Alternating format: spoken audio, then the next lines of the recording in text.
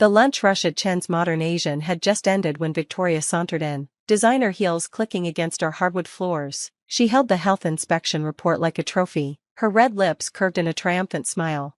For major violations, she read aloud, loud enough for the remaining customers to hear: improper food storage, inadequate hand-washing facilities, evidence of pest infestation. She paused for dramatic effect. How embarrassing for you, Daniel. I continued, wiping down the counter, keeping my movements calm and deliberate. Is there something I can help you with, Victoria? We're preparing for dinner service. Oh, I doubt you'll need to worry about that, she said, dropping the report on my clean counter. I've already shared this on every review site, posted it on all the local foodie groups. Your reputation is finished. My name is Daniel Chen, and at 34, I was watching my stepmother try to destroy the restaurant I'd built from nothing. What she didn't know was that her little health inspection scheme was exactly what I'd been waiting for. That's thoughtful of you, I said, picking up the report with my gloved hands. Getting the word out like that. Victoria's perfectly sculpted eyebrows drew together in confusion. My calm reaction clearly wasn't what she'd expected. She'd wanted tears, panic, maybe even begging. Instead, she got professional courtesy and a small smile.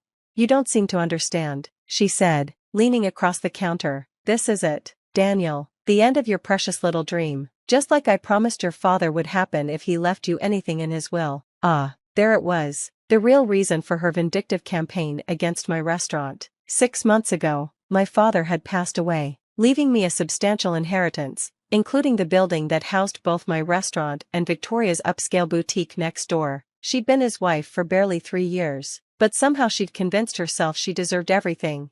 What Victoria didn't know was that I'd seen this coming long before Dad died. I'd watched her manipulate him, isolate him from family and friends, position herself to take control of his assets, but Dad had been smarter than she'd realized. He'd seen through her act in his final months, though he'd kept that knowledge to himself.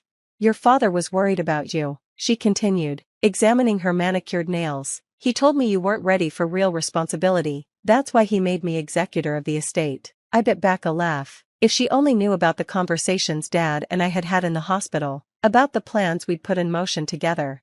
I appreciate your concern, I said, starting to prep vegetables for dinner service. Will you be staying for lunch? Chef Ming's special today is his award-winning Szechuan beef. You're not listening, she snapped, her composure cracking slightly. This report is real. The violations are documented. You're done. I looked up from my careful knife work. Oh, I'm listening, Victoria. I just think you might be the one missing something important. What's that supposed to mean? It means that sometimes people see what they want to see. They don't look deeper. Don't question why things fall into place so conveniently. She straightened up, smoothing her designer blazer. Are you suggesting something improper about the health inspection? Because I assure you, it was completely legitimate. Of course it was, I agreed. Just like the last 3 anonymous complaints about food safety, just like the sudden cancellations of our catering contracts, just like the mysterious negative reviews that all seemed to use the same phrasing. Victoria's face flushed slightly, but she maintained her superior smile. Sounds like you're just not very good at running a restaurant. I set my knife down carefully. You know what's interesting about pattern recognition,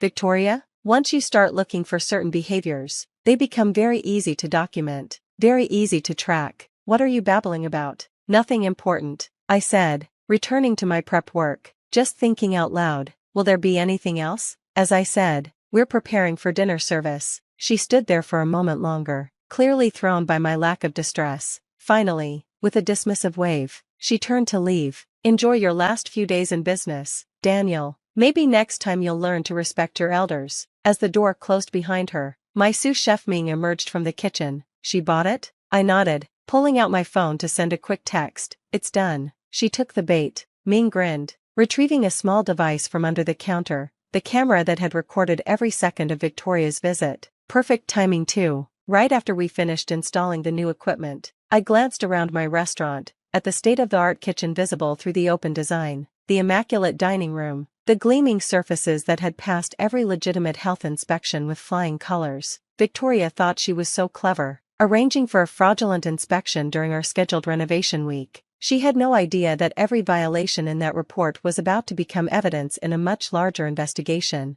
My phone buzzed with a response from Sarah, my lawyer. Report received. Meeting in 1 hour with the investigators. I turned to Ming. Who'd been more than just a chef through all of this? He'd been my partner in an elaborate sting operation. Ready for phase 2? He nodded. Already heading back to the kitchen. Been ready for months. Time to show her what real restaurant management looks like. Victoria thought she'd finally won. Thought she'd found a way to force me out of the building she coveted. She had no idea that every move she'd made had been anticipated, documented, and woven into a case that would make her health inspection scheme look like a minor footnote. Because while she'd been focused on destroying my restaurant, I'd been quietly building something much bigger. Something that would not only protect my business but expose years of fraud that went far beyond a fake health report. Dad had taught me well, sometimes you have to let your opponent think they're winning before you show them how thoroughly they've lost. 2 hours later, I sat in Sarah's downtown office, watching as she laid out documents across her conference table. District Attorney Michael Thompson and FBI Agent Lisa Chen, no relation, sat across from us, reviewing the evidence we'd gathered over the past 6 months. The health inspection report was the final piece we needed, Sarah said, adding today's recording to the pile. Victoria didn't just arrange a fraudulent inspection, she actively spread false information about a licensed business with the intent to cause harm. That's just the beginning, Agent Chen added, pulling up files on her laptop. Once we started looking into her activities, we found a pattern going back years. The boutique next door? It's been laundering money for her real business. I nodded, remembering how Dad had first become suspicious. He noticed discrepancies in the store's revenue reports. Designer clothes were being sold for cash, but the inventory never seemed to decrease. Exactly, Michael said. Your father's notes were invaluable. He documented everything once he realized what was happening, but he knew confronting her directly would be dangerous. That's why he reached out to us. The truth was, Dad had done more than just reach out. In his final months, working with the FBI, he'd helped set up an elaborate trap, one that Victoria had walked right into, her greed and vindictiveness making her blind to the signs. Show him the footage, Sarah suggested. Agent Chen turned her laptop around. On the screen, security camera feeds showed Victoria's boutique after hours, well-dressed customers entering through the back door, leaving with more than just designer clothes. The cash transactions, the coded conversations, all of it carefully recorded. We've identified connections to 3 different drug trafficking organizations, Agent Chen explained. The boutique was just a front. The real business was happening in the back room. And the building? I asked, though I already knew the answer. That's where it gets interesting, Sarah said, pulling out another file. Your father's will wasn't just about inheritance. By leaving you the building, he ensured that Victoria couldn't move or hide her operation without raising suspicion. He knew she'd try to force you out instead, which is exactly what she's been doing, Michael added. The false complaints, the sabotaged catering contracts, and now this fraudulent health inspection, it's all part of a documented pattern of harassment. I thought about all the times Victoria had come into my restaurant over the past 6 months, making snide comments about my little hobby and how I was wasting prime retail space. Every visit had been recorded, every threat documented. What about the health inspector? I asked. The one who wrote the report. Agent Chen smiled. Already in custody. He rolled over on Victoria immediately, gave us details about other businesses she's targeted. Turns out our stepmother has quite a reputation for making problems disappear for the right price, and making problems appear for people who get in her way, I added, remembering all the small businesses that had mysteriously failed after crossing paths with Victoria. We're ready to move, Michael said, checking his watch. The warrants are signed. We'll hit the boutique during her afternoon private shopping appointment. I glanced at my phone. Victoria had just posted another scathing review of my restaurant, complete with photos from the fraudulent inspection. Her timing couldn't have been better. What do you need from me? I asked. Just keep doing what you're doing, Sarah advised. Run your restaurant, maintain your standards, let her think she's winning, and maybe, Agent Chen added with a slight smile, be ready with your phone camera at around 3 p.m. Something tells me it's going to be an interesting afternoon in the shopping district. I returned to Chen's Modern Asian just as the lunch rush was ending. Ming had everything running smoothly, our regular customers seemingly unaffected by Victoria's online smear campaign. How'd the meeting go? He asked as I tied on my apron. Everything's set, I replied. They're moving in at 3. He nodded, understanding the significance. The new security cameras are all working. We'll have a perfect view of the boutique's front entrance. I checked my watch, 2 hours to go. Through the restaurant's front windows, I could see Victoria in her boutique, arranging displays with her usual meticulous attention to detail. She had no idea that her carefully constructed facade was about to crumble. At exactly 2:45 p.m., 3 expensive cars pulled up outside the boutique, right on schedule, Victoria's special customers arriving for their private shopping session. I watched as they were ushered inside, the "closed for private event" sign appearing in the window. Ming and I busied ourselves with prep work, though both of us kept glancing at the clock. At 2:55, unmarked vehicles began quietly positioning themselves around the block. At 2:59, I received a text from Agent Chen, "Showtime." The raid was both swift and methodical. FBI agents emerged from seemingly nowhere, converging on the boutique from all directions. Through our security cameras, we watched as Victoria's carefully maintained composure shattered.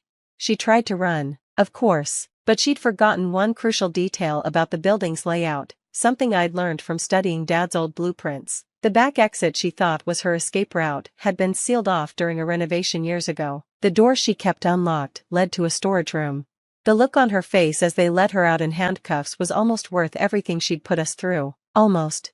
"Daniel," she shrieked, spotting me standing in my restaurant's doorway. "What did you do?" "I didn't do anything, Victoria," I replied calmly, my phone recording everything. "I just ran my restaurant. You're the one who decided to run something else." Her face contorted with rage. "Your father would be ashamed of you. After everything I did for this family." "Everything you did?" I cut her off. "You mean like isolating him from his friends? Manipulating his business decisions? Using his building as a front for your drug operation?" She went pale. "You can't prove any of that." "Actually," Agent Chen said, appearing beside her, "we can prove all of it. Your husband was very thorough with his documentation before he died." Victoria's carefully maintained facade crumbled completely. "Richard, he knew?" "He knew everything," I said quietly.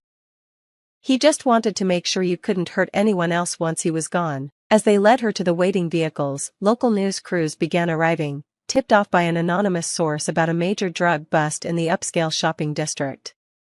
Victoria's attempt to destroy my restaurant's reputation was about to backfire spectacularly. The aftermath of Victoria's arrest unfolded like a carefully choreographed performance. By evening, every major news outlet in the city was running the story: upscale boutique owner arrested in drug trafficking sting. The health inspection report she'd been so proud of was now just another piece of evidence showing her pattern of harassment and fraud. But the real revelations were just beginning. The day after the raid, I received a call from Agent Chen. "You need to come down to the office. There's something you should see." In the FBI's evidence room, boxes of documents and electronic records from Victoria's boutique told a story far darker than even we had suspected. The drug operation was just the tip of the iceberg. We found evidence linking her to at least 6 failed businesses in the area, Agent Chen explained, spreading photographs across the table. All competitors to her boutique, all forced out through similar methods: fraudulent inspections, sabotaged contracts, staged health code violations. "Just like what she tried to do to me," I said, examining the familiar pattern. "Exactly. But here's where it gets interesting." She pulled out a file marked Richard Chen, personal. "Your father wasn't just documenting her current activities. He found evidence of similar operations going back 15 years, across 3 different states." I sat down heavily, the full weight of what Dad had uncovered hitting me. "She's done this before. Multiple times," Sarah confirmed, joining us with more files. "She'd marry successful businessmen, isolate them from family and friends, then use their resources and connections to expand her operation. When they became suspicious or threatened to expose her, she trailed off," but I understood the implication. "Dad's illness, it wasn't natural, was it?" Agent Chen shook her head slowly. "We're having his medical records reviewed. The symptoms he experienced in his final months are consistent with long-term poisoning." The room seemed to spin.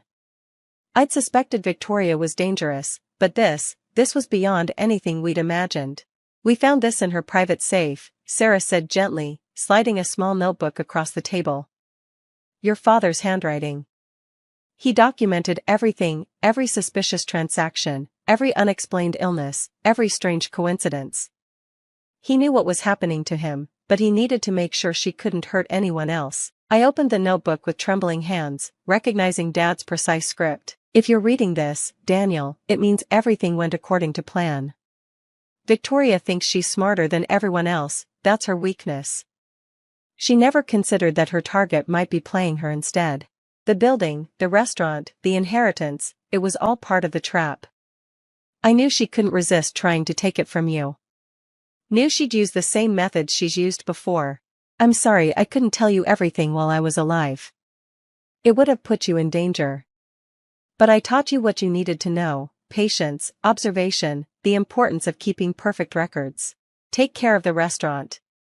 It's more than just a business, it's proof that good things can grow in places where bad things once flourished. Love, Dad. In the days that followed, Victoria's empire crumbled completely. The investigation uncovered connections to organized crime, money laundering operations across multiple states, and evidence linking her to the suspicious deaths of 2 previous husbands. The boutique's inventory was seized, the designer clothes revealed as counterfeits used to justify inflated cash transactions. Even her designer lifestyle was fake, the expensive cars were leased, the jewelry was cubic zirconia, the high society connections were all similarly compromised people involved in her schemes. Meanwhile, Chen's modern Asian thrived. The publicity from Victoria's arrest brought curious customers who stayed for the food and atmosphere. Ming's innovative menu and our impeccable service standards earned us legitimate recognition, including a coveted Michelin star 6 months later. 1 year after Victoria's arrest, I sat in my office above the restaurant, reviewing the latest renovation plans. We were expanding into the space formerly occupied by the boutique, creating a high-end private dining room and cooking school. Mr. Chen? My assistant Katie appeared in the doorway. There's a letter from the Federal Correctional Facility. I knew without opening it who it was from. Victoria had been writing regularly since her conviction, each letter a mixture of threats and attempts at manipulation. I'd stopped reading them months ago, but this one felt different. Dear Daniel. By now you know everything, about your father, about the others, about who I really am. The prosecutors are offering a deal in exchange for information about my previous operations. They want names, dates, details. Before I tell them anything, I want you to know something: your father was different. He saw through me in a way no one else had. That's why I had to, well, you know what I had to do. But he outsmarted me anyway. He raised a son who could see the long game, who understood that sometimes you have to let your enemy think they're winning. I underestimated both of you. Victoria. I placed the letter in the case file Sarah maintained, then turned to look out my office window.